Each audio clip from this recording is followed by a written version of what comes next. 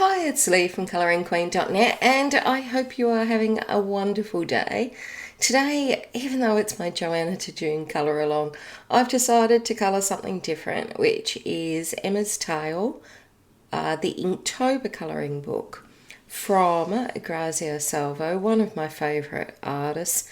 And she's got a new book out now, which is a collection of colouring pages that she's had on Etsy and whatnot, and now she's compiled them into a new book, which is 51 pages from memory. I'm not sure if I've got that right, but I just thought I would mention it as I'm colouring from her Inktober book. And it's a gorgeous book. It's like a journal and a story. It is so cute with a hardback cover. I've reviewed it previously. I'll put a link up somewhere around here if you want to check it out, but it's got some little colouring pages in it, and I think these are good for when you don't have a lot of time. So I'm going to colour them with my Prismacolors, and I really don't have a lot of time at the moment. I know many people must wonder what I do with all my time, but I really don't have a lot at the moment, and things have been pretty crazy here for the last couple of weeks. Poor little Buddy, our border collie dog, has been going through a pretty rough time. He's had, as most of you know, he has epilepsy, and he has quite severe epilepsy, which requires him to be on medication 4 times a day. It was 5 times a day, but that's one medication has now been reduced, thank goodness. But yeah, so he had a bit of a rough time. Last week he was having grand mal seizures every day, and we couldn't control them. I tried to control them with like this liquid Valium that I've got that I spray up his nose, but I wasn't able to control him. So David was at work, so I had to get 33 kilo Buddy down the stairs and into my car and take him to the emergency vet. And I tell you what, it's like when you read about those people that can do amazing things when they have to, because I've never been able to carry Buddy or lift him up or do it really well. But this day I knew I had to get him to emergency because he wasn't coping with the medications that I was giving him. He was still having a lot of seizures, and I couldn't control them. So, yeah, I managed to get him down the stairs, and I texted all the neighbours, that I knew their numbers, asking someone if they could help me, get him into the car, like just getting him lifted up and into the car. And I was going to worry about getting him out when I was at the vets, and no one answered. Like, I guess it was early on a Saturday morning, and David leaves for work at like 5 o'clock in the morning, so by the time I wanted to take him to the emergency vet, it was like 7 o'clock, and I guess everyone was having a lay-in or they were doing something else. And, I'm waiting for anyone to get back to me and say that they'll come over and just give me a hand lifting him up. But no one got back to me, and while I had him, down by the car and was trying to get him into the car, he had another seizure, so I had to do that almighty strength that you find from somewhere, and lifted his 33 kilos up and into my car and got him in. And I was stunned that I managed to do that. I mean, this is a person that put her back out making the bed a few weeks ago, so I'm amazed that I actually got him into the car and got him to the vets. And surprisingly, when we got to the vets, I parked up right near the entrance, and I wasn't really bothered that I was blocking anyone else because I was going to move my car later, and managed to get him out pretty easily and into the emergency vet. But it was so difficult carrying him, or just picking him up and trying to get him there. I hope I never have to go through that again, or I can get some sort of like little beach buggy or something to carry him, because I don't know that I'd be able to find the strength again. But anyway, he spent the night in emergency and a couple of days in emergency, and we finally got to take him home, and they've changed up his medication again, but he had a lot of tests done, and poor little thing, he's got little shaved paws everywhere and all his little legs are shaved. But, at least he's not having the massive amount of convulsions that he was, but every day he's been having these minor sorts of seizures, like they're called focal seizures, where they're just limited to one part of your body.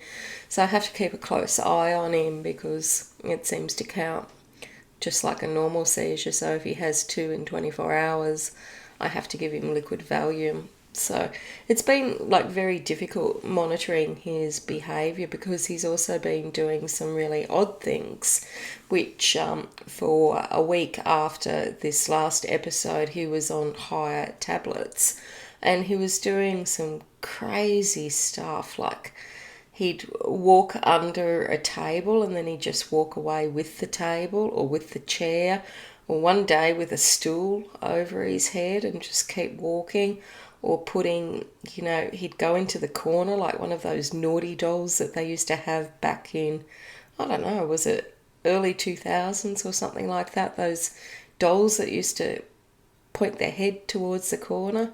Someone will know what I mean. But yeah, he was doing a lot of that and just weird, crazy, odd things. And so I'd be running after him all day trying to get bits of furniture off his head or move bits of furniture and, just constantly worried about him. So at least he stopped doing that, and we weren't quite sure if that was an effect of the double lot of medication or not. But anyway, it's been fun, but it's been sort of 2 weeks of really monitoring his behaviour, so I haven't had a lot of time to come on here and talk to you guys, so I apologise for that. But looking after him and making sure he has what he needs to have his best life is my priority. And although he goes through these episodes sort of once a month, the other 3 weeks of a month he is really good. It's just like once a month we have this nightmare of seizures and whatnot. Then the other 3 weeks he's a happy dog that goes out and enjoys himself and has fun and all the rest of it. So I guess I guess everyone always has to talk about the quality of life and whatnot, and yeah, we figure for the three weeks of the month that he has that everything is going well, that he does have a good quality of life. It's just that 1 week or sometimes 10 days it goes a bit bad. But also because the vets have had a lot of trouble trying to find the right cocktail of drugs that will help him, because he seems to be resistant to one of the drugs that helps so many other dogs, but it doesn't help him, and he seems to have built up a drug resistance to it. So hopefully, we're going to find something soon. I've been reading that there's a lot of really good research going on at the moment that they're trying to get funding for. So and I guess the good thing from our point of view is that they test on animals first before humans. So hopefully there will be something soon. My brother had epilepsy, and it was always just such a difficult disease to get a hold of, and so I've seen it like all my life. Like my brother had very severe epilepsy, my first little Maltese Terrier had epilepsy, and now Buddy has epilepsy, so it's like I'm attracting this to my life. But Buddy has really severe epilepsy. It's just the amount of medication that he has and what he goes through when he has that 1 week of the month that's really bad. It's just unbelievable. And I've got all these spreadsheets and whatnot that I update. Tried everything, looking to see if it's like wind that triggers it, or heat, humidity, moon phases, all sorts of different things that I keep track of, but there's no pattern. And as the vet specialist said, there's some dogs that just don't have a pattern. They just have epilepsy and there's no rhyme or reason. So that's Buddy. But when he makes a comeback, it's kind of amazing, because like my neighbour over the road, who I mind her little dog for, she'll see Buddy at the vet surgery and send me pictures of him and videos that he's doing okay and being well looked after. And then, she'll see him like the day after he comes home and he's happy as, and she's like, it's hard to believe it's the same dog, because he just makes such a good comeback. But anyway, hopefully they'll find the magic formula or the magic cocktail that will make him feel better for longer every month. But anyway, so after we got him out of hospital, we spent some time with him and took him out to the beach and whatnot, because that's what he really loves. We did have some, issues with the vet. They wanted us to come in and get him looked over, and I've had the weirdest experience. Like, they have a emergency hospital division and then they have a specialist division. And usually Buddy goes to the emergency hospital, but he has been to the specialist division because they're the ones that work out his medication, and they often do blood tests to check on how his meds are working and whatnot. But every time I go to make an appointment at the specialist centre, which is open during business hours every day, I get told that Buddy's not a patient and that I have to wait and go to an emergency vet, or that I need a referral from my normal vet. And when we actually took Buddy to the specialist centre, they said that they would be his doctors because they're the ones that specialise in neurological diseases like epilepsy, and they want to monitor that, and we just take him to our local vet for his vaccinations. But every single time I keep getting the runaround from the gatekeepers. And so this time I thought, that's it. I've had enough. Like, so far it's worked out okay because I've ended up taking him to emergency. But this time I just thought, I'm going to have to make a stand on this because one day it's going to be super important, and I'm not going to have the energy or the willpower to argue with these people that he is a patient. Like, he has to be a patient because they issue prescriptions for him. You can't issue prescriptions without being a patient. It's illegal. And you have to be a patient because we've got a letter from them saying that they're his doctors. So I don't need a referral. And I was able to quote all that and bring that up. So I thought, I'm sick of mucking around with all the receptionists. If this doesn't get resolved soon, I'm going to release my inner Karen. And I apologise to any Karens that might be watching this. I do not mean it personally. I just mean it in the tone of I want to speak to the manager. So I got the general manager's phone number and I rang them up and had a conversation with them about how I'm constantly told that Buddy can't have an appointment during the day hours. And they agreed with me that they were Buddy's vets and apologised profusely that I'd had this experience, and we're going to update their records to ensure that Buddy is shown as an ongoing patient because that's what he is. But I just thought, how ridiculous is this that you've got to make these phone calls and go right up the top just to have something noted on the file that he can have an appointment. It just seems bizarre and, really frustrating as well, just really annoying. But anyway, it hasn't resulted in any harm to Buddy. It's just cost us extra money going to emergency the last 3 times when we've been told that we can't come during the day. So, the extra money is just something that you live with, and, at least it hasn't, harmed Buddy in any way. And at least it's all sorted now for, the future. So I guess that's a good result. So, and the other reason that I'm having trouble getting anything up is that we're constantly getting the electricity and the internet cut off. And on Wednesday, I think I'd planned everything. I had everything out on my desk to do some filming and to do a few things for this channel. And I looked out my window and there's like 6 big truck things parked down one side on the corner and all these other ones parked in the front with the electricity provider's name on it. And so I go out there and they've got like a cherry picker, they're going up the pole, and I open up the fridge to make a coffee and the fridge is off, but we got no notification at all. Usually we get a notice and it tells us that the internet and the electricity will be off and will be off all day, and I sort of try and work out other things to do, in that time. So, but this time, no notice. So I went out and they're replacing all bits of the electricity pole called crossbows or something or other, and they're doing it around the area once a week. So this time I didn't get a notice, but apparently they sent one out, but I didn't get it. But anyway, they were super nice. I brought the kettle down with some water in it and they filled it up. They heated it up for me. They've got some fancy electricity thing in their truck.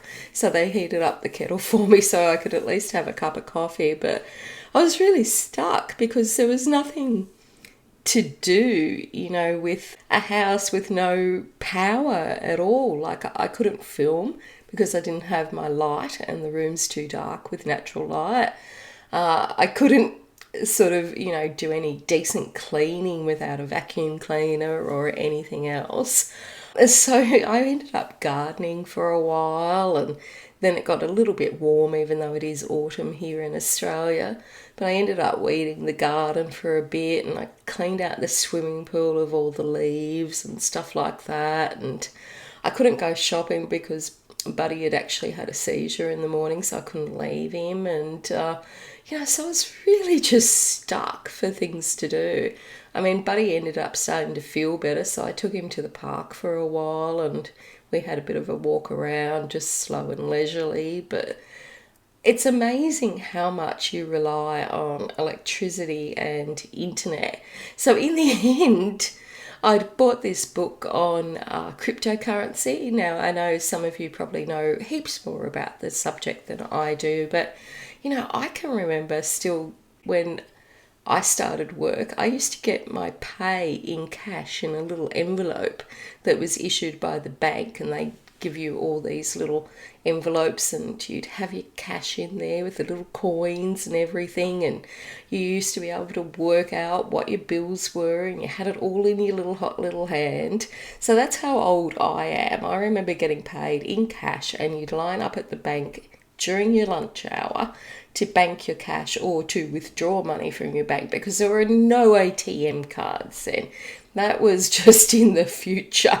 That was Jetson stuff. So, that's how old I am. And my job was actually, my first job was as a bookkeeper.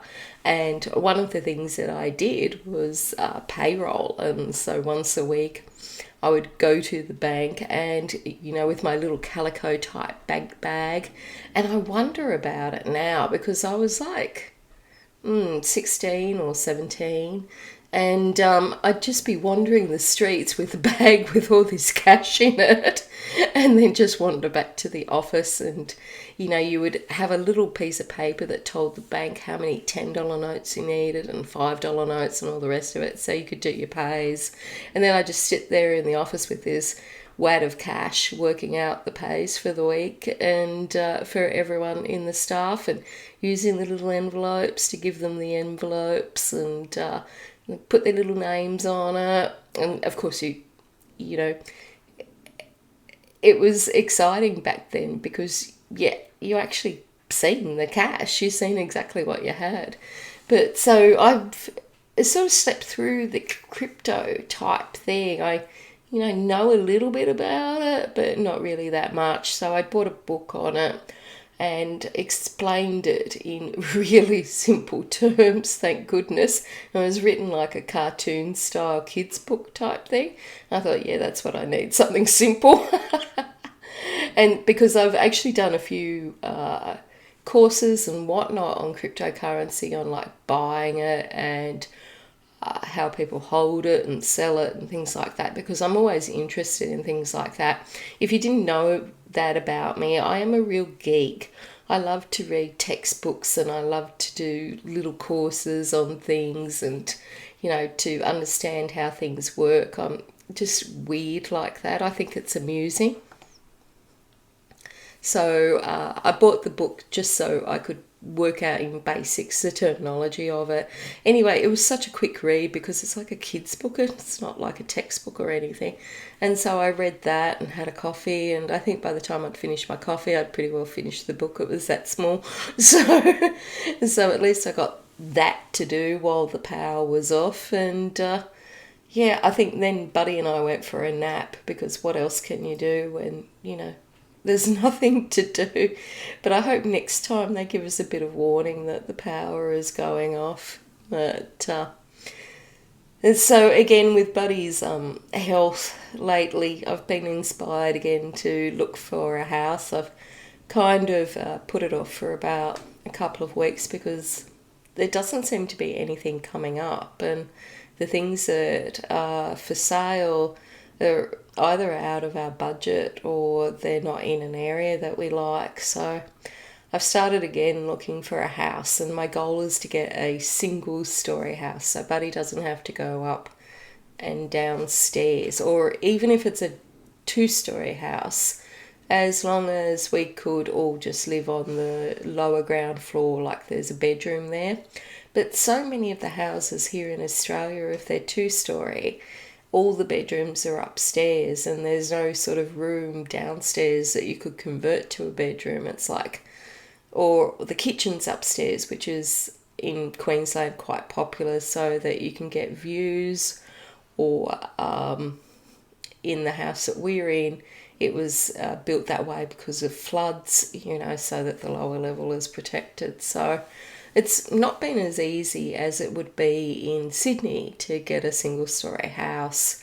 So I've seen quite a few older style houses, and I've got inspired by quite a few. Some are like being done up Palm Springs style, so they're kind of white, and they've got the Palm Springs plants, and a lot of them have got like pink tiles or green tiles, and they're single story, which is the main thing, and they look kind of groovy. And there's a lot of older houses like from the 80s that I think I could turn into that style pretty easily. I've seen quite a few renovations of them, but so I've been a bit inspired by the whole Palm Springs look just from looking at these houses.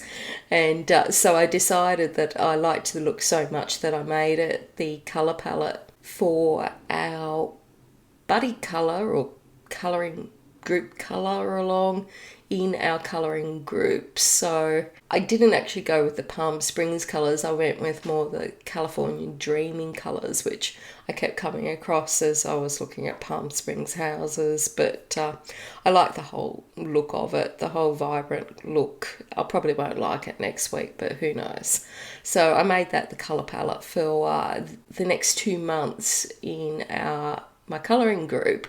So if people wanted to take part, they can colour along using this palette. And one of the reasons I chose it was because I don't often see these colours. Now, it might just be me that I'm seeing them with the California look that I've been looking at, but it might be that they are there and I just haven't noticed. Like when you buy a blue car and then you see every other car is blue, it might just be a case of that. But this is the colour palette I've selected. And so I was trying to find a picture to go with that colour palette. And so I ended up making one in Canva using their AI art feature just to make my picture so that I could get a nice colour palette. And it actually took me a long time to get the colours that I wanted and to get the picture because it looked so weird and it didn't look right at all. So we eventually got there. I eventually got there. And the reason I made it in Canva is I have that program, so may as well use it if I've got it.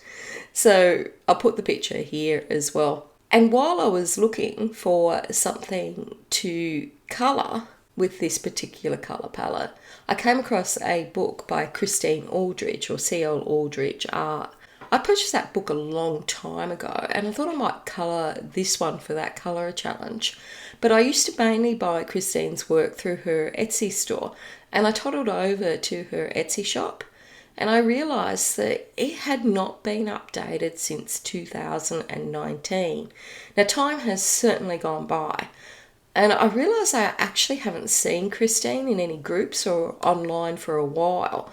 Now, my sense of time is really weird and all wrong, and so I thought it was a year maybe that I hadn't seen Christine, but I looked on her Facebook and 2021 is the last time I've seen an update from her. So, which has really got me wondering, what has happened to Christine? I really would like to know. So if anyone knows anything, just let me know, either in the comments or PM me on Facebook or Insta. Christine is an amazing artist, and I really hope that she is okay. I just wish I'd noticed earlier that she wasn't active, and again, I really have zero sense of time. I really can sometimes be a highly detailed person, and I can sometimes be completely vague on time. So anyway, if anyone's seen Christine, please let me know. And back to the picture that I made. I did make it in Canva using their AI features, but I want to be really clear that I'm not going to be making AI colouring books. I just wanted a picture to go with my colour palette. And to be honest, I'm finding it very difficult lately to actually do my new releases post each month, because there are so many new books and many are created by AI, and the imagery is just getting better and better. It's taking up a lot of my time to try and work out if the book is AI created or not. And it's not that I won't include these books in my new releases post if one meets my standards. I just think it should be properly identified. And it's funny, actually, with my new releases post. I've been doing that post every month for years and years now, like too many to remember, but at least 5. And I still get people messaging me asking me to put them on my list. And that's not how it works. It's not a list of every new book to be released.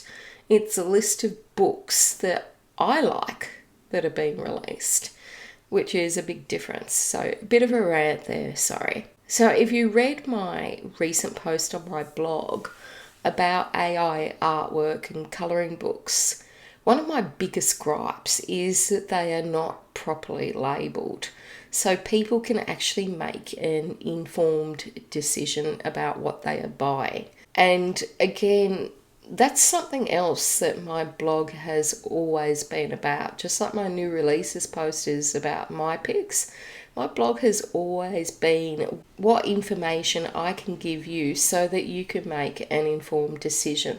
So the article is actually huge, and I actually had to put a table of contents in it because it's just so big, and I've never had to do that before. I've actually put a fancy bit of software onto the article that now translates the text to audio. So it just reads it out like a podcast or a talking book, like how you can do with an Adobe PDF. It's not my voice though, it's a computer generated text-to-speech software, but I thought it would make it easier for people that wanted to colour or do their housework while learning about this whole huge topic of AI art and AI colouring books. The link to the blog post is below the video. So that's it from me. Until next time, stay safe and happy colouring.